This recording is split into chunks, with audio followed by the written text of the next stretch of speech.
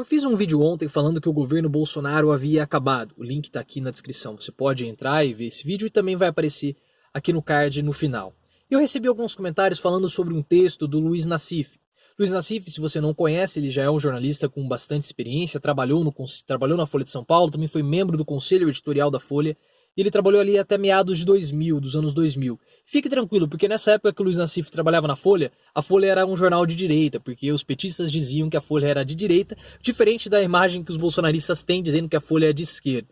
Mas esse texto do Luiz Nassif, o link está aqui na descrição, são dois textos, são basicamente a mesma coisa esses textos, só que um tem um desenho a mais ali do que o outro. E o Nassif, ele tem a mesma percepção que eu tenho dizendo que o governo acabou. Só que as relações que ele faz para sustentarem a argumentação dele são diferentes das minhas. Ele fala que o governo Bolsonaro dificilmente vai escapar do impeachment, porque existem duas operações que estão ocorrendo. A operação Furna da Onça, que é essa operação que desencadeou todo esse relatório do COAF, e a operação Quarto Elemento. Mas vamos começar pela Operação Furna da Onça. A Operação Furna da Onça, que soltou esses relatórios do COAF, serviu para quebrar a blindagem que havia em volta de Bolsonaro e seus familiares. E agora a vida de Bolsonaro, principalmente a vida empresarial de Bolsonaro e principalmente o Flávio Bolsonaro, serão esmiuçadas. E aí o Nassif ele apresenta alguns dados, algumas informações, dizendo que Flávio Bolsonaro teve um ganho de capital, um aumento de capital muito grande e considerável nos últimos anos. E aí, antes que você venha defender Flávio Bolsonaro, eu vou aqui propor para você o seguinte exercício que eu ouvi o Reinaldo Azevedo falando lá no O da Coisa. Substitua Flávio Bolsonaro e Jair Bolsonaro por Lula e seus filhos e veja se você teria a mesma reação que você está tendo agora. Ah, então você está defendendo... Não estou defendendo o filho de Lula, eu estou defendendo o argumento coerente. Então, eu quero que você que defendeu, eu quero que você que criticou o filho de Lula tenha um argumento coerente agora com o filho de Bolsonaro. E você também que defendeu o filho de Lula também tenha coerência agora com a situação que é envolvendo o Bolsonaro.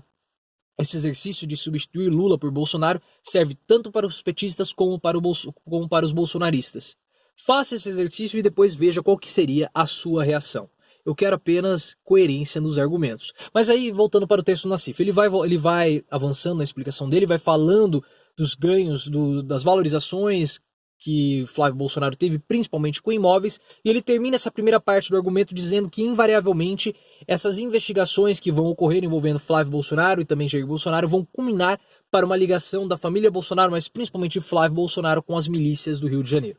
E aí nós temos a segunda operação, que é a Operação Quarto Elemento. Essa foi uma operação que teve início lá em abril de 2018, com o objetivo de combater as milícias. Algumas pessoas foram presas, incluindo alguns policiais militares. E 2 desses policiais militares têm ligação com a família de Bolsonaro porque eles fizeram a segurança da família Bolsonaro nas eleições de 2018. Apesar de Flávio Bolsonaro negar que eles tenham ligações com essas pessoas, mas eles foram apenas dizendo que eles foram apenas voluntários, o Nassif apresenta uma foto que mostra nessa foto Jair Bolsonaro e Flávio Bolsonaro com esses 2 policiais em um momento particular, em um momento privado.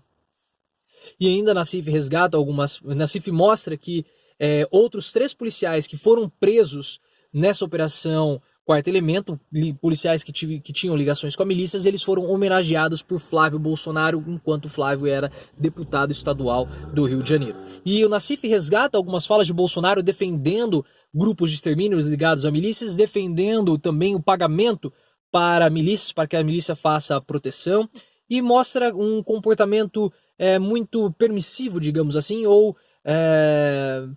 comportamento muito brando, muito amistoso de Bolsonaro com as milícias. E agora nós temos uma outra informação, isso não está no texto do Nassif, de que Fabrício Queiroz se escondeu em uma favela, em uma comunidade que é controlada pelas milícias. Então isso dá mais um indicativo da ligação entre Bolsonaro com as milícias. E essa ligação de Bolsonaro com as milícias que Luiz Nassif fala que seria o estopim para a queda de Jair Bolsonaro, que seria o elemento central, que seria o elemento final para a queda de Jair Bolsonaro.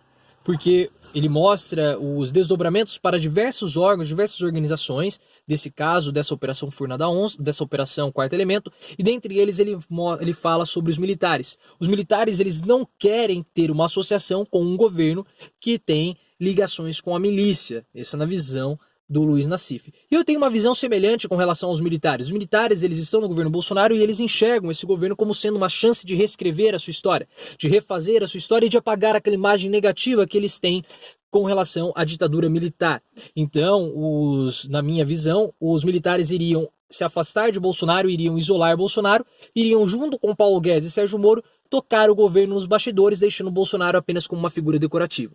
Mesmo que você fale, mas são militares da reserva, isso não importa. Mesmo sendo militares da reserva e tendo uma ligação indireta com as Forças Armadas, eles prezam pela imagem da instituição que os projetou. Então eles não querem que a imagem das Forças Armadas acabe sendo prejudicada por conta do governo Bolsonaro.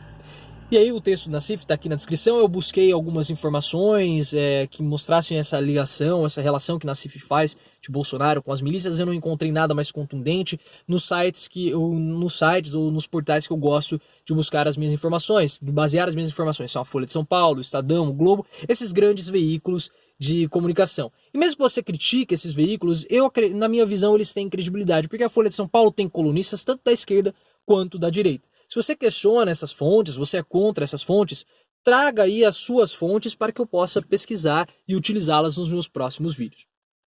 Mas independentemente do texto do Nassif de ser uma narrativa forte, uma narrativa fraca, isso só mostra que a pressão em cima do governo Bolsonaro tem aumentado e vai continuar aumentando ao ponto de ser insustentável. E esse aumento de pressão é culpa de Jair Bolsonaro e de Flávio Bolsonaro. Os militares estavam certos, quanto mais esse assunto se prolonga, mais desgastante fica. Eles deviam ter liquidado com esse assunto lá no comecinho, lá em dezembro. Olha, tem um problema de Fabrício Queiroz, estou aqui para prestar o meu esclarecimento para o Ministério Público. Estão aqui todos os documentos. Olha, esse cheque, esse depósito que foi feito na conta da minha esposa, na verdade é um empréstimo, está aqui o comprovante de empréstimo, está aqui o comprovante bancário que mostra que houve um depósito em data compatível e pronto, acabou. Mas não, esse assunto foi se aumentando, foi se alongando. E agora, mesmo que haja um desfecho favorável para Flávio Bolsonaro e também para Jair Bolsonaro, vai parecer que, na verdade, todo esse desfecho favorável foi armado para evitar que o governo acabasse vindo abaixo. Isso só ocorreu porque houve uma demora para resolver esse assunto. Eu tenho diversas ressalvas com relação ao vereador de São Paulo, Fernando Holliday, que também é membro do MBL, principalmente com relação à postura dele relacionada às cotas. Ele tem uma visão equivocada, que é uma visão compartilhada tanto por pessoas da direita quanto por pessoas da esquerda. Eu fiz um vídeo falando sobre isso, está aqui na descrição. Só que o Fernando Holliday, ele teve uma postura muito louvável que quando houve uma suspeita de Caixa 2, uma suspeita de irregularidades na campanha dele, ele mesmo chegou ao Ministério Público voluntariamente e mostrou, olha, tá aqui os papéis, estão aqui os comprovantes.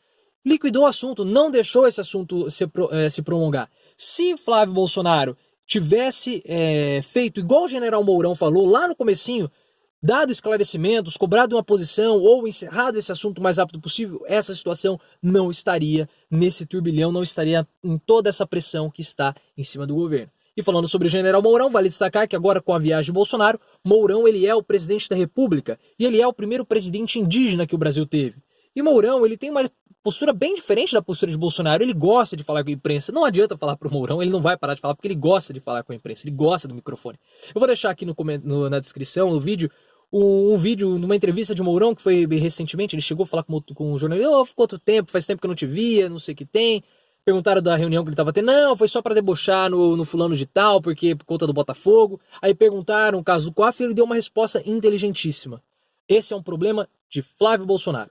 Diferente de Onyx Lorenzoni, que está tripudiando em cima do caso, dizendo que querem um terceiro turno, querem destruir a imagem do governo. Não é esse o caminho. Olha só a resposta do Mourão, uma resposta muito mais inteligente. É um problema de Flávio Bolsonaro. O Mourão, tudo bem, Mourão teve aquele problema lá envolvendo o filho dele, que acabou afetando muito a imagem dele e a reputação, e ele teve que ser afastado. Foi uma bola fora, foi uma enorme pisada de bola que o general Mourão deu, mas as entrevistas dele ele não se furta de dar explicações. Ele sempre apresenta e ele tem um posicionamento muito mais coerente, ele é mais articulado, ele tem mais conhecimento do que Jair Bolsonaro. Poxa, ele ele faz parte do mais alto escalão do exército. E a postura dele com relação ao decreto da flexibilização da posse de armas é muito coerente e é uma posição que eu também compartilho.